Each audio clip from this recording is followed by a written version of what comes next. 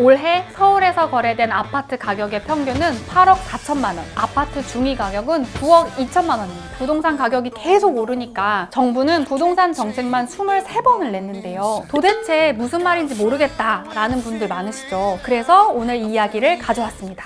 근데 부동산 돈도 없는데 공부만 한다고 살 수 있는 거야?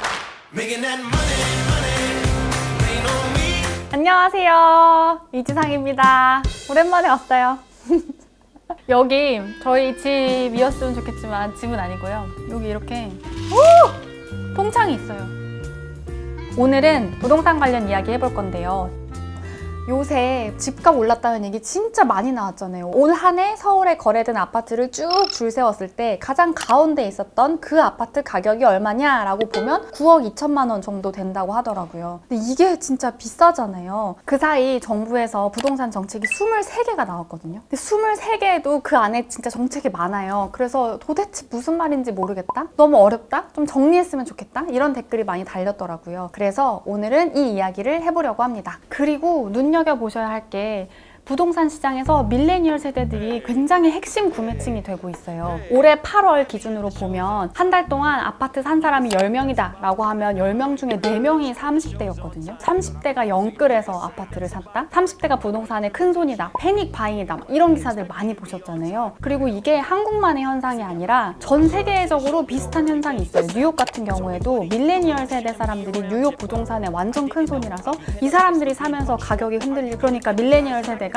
부동산에 관심을 갖고 공부를 하고 있는 상황이라고도 볼 수 있는 거죠. 그러면 30대들이 무슨 돈이 있어서 집을 샀을까? 전 세계 밀레니얼들이 다 금수저라서 돈이 엄청 많아서 그 집을 샀을까라고 하면 절대 아니거든요. 혹시 저금리라는 거 들어보셨어요? 지금 전 세계적으로 금리가 거의 0에 가깝거나 거의 마이너스 금리인 곳들도 있어요. 그러니까 그 말인 즉슨 돈을 빌리기가 굉장히 쉬울 수도 있다는 뜻이에요. 왜냐면 이자가 낮으니까요. 그러니까 이 낮은 금리로 빚을 내서라도 집을 사는 움직임이 전 세계적으로 있었던 거예요. 부동산 뉴스 보면 일단 스킵 내 얘기 아니야? 라고 생각하시는 분들은 오늘 이거 같이 보고 가시면 좋을 것 같아요. 한번 같이 들어가실래요?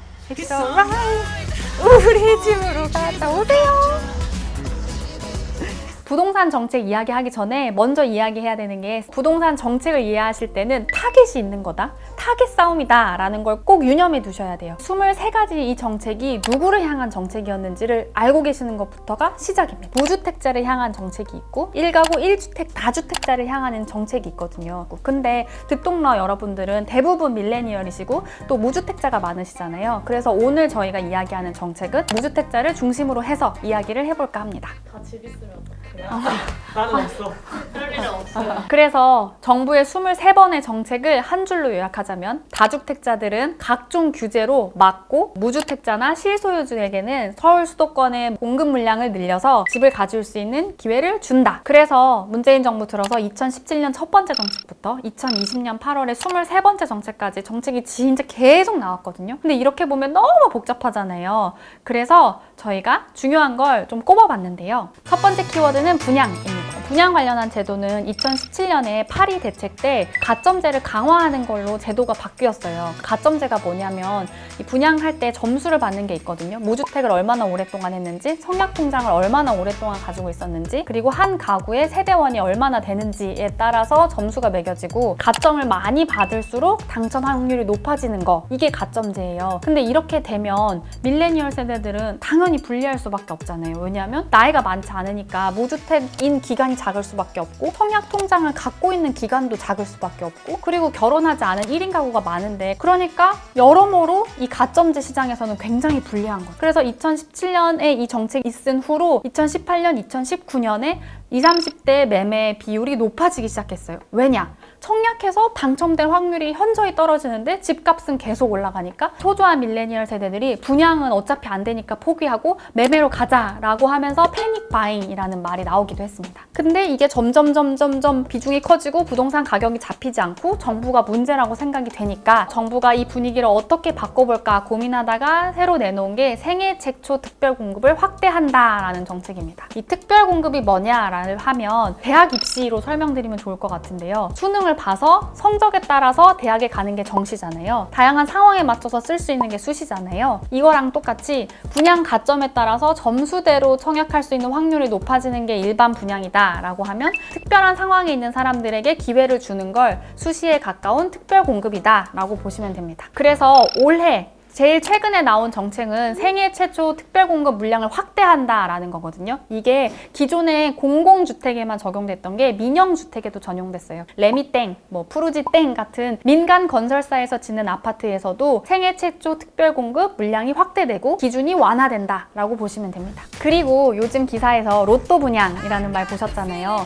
이게 분양가 상한제라는 정책이랑 연관이 돼 있는 거예요. 분양가 상한제가 뭐냐면 얼마 이상 분양가를 못 받게 규제해놓은 정책이다. 이렇게 하다 보니까 주변 아파트 시세보다 최소 4, 5억씩 싸지는 아파트들이 나오는 거예요. 새 아파트인데도요. 그러니까 사람들이 다들 이거 완전 로또네, 로또 분양이네 라는 말이 여기서 나오는 겁니다. 그리고 두 번째 키워드는 대출인데요. 이거 진짜 많이 보시고 실생활에서 많이 쓰시거든요. 근데 잘 잊어버리실 때가 많더라고요. 그래서 오늘 마지막으로 얘기합니다. 뭐냐면 LTV랑 DTI 그리고 DSR까지인데요. 집을 사시는 분들은 대부분 대출 받으시잖아요. 혹시 대출 안 받으셨나요?